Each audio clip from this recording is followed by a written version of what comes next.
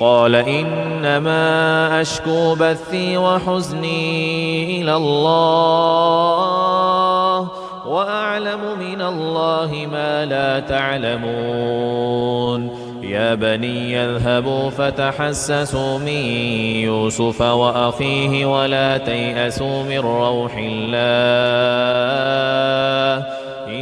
إنه لا ييأس من روح الله إلا القوم الكافرون فلما دخلوا عليه قالوا يا أيها العزيز مسنا وأهلنا الضر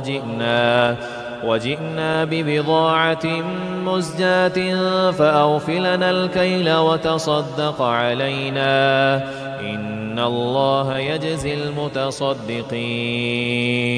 قال هل علمتم ما فعلتم بيوسف وأخيه إذ أنتم جاهلون قالوا أئنك لأنت يوسف قال أنا يوسف وهذا أخي قد من الله علينا إنه من يتق ويصبر فإن الله لا يضيع أجر المحسنين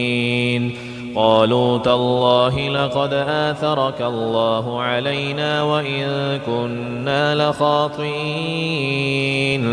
قال لا تثريب عليكم اليوم يغفر الله لكم وهو أرحم الراحمين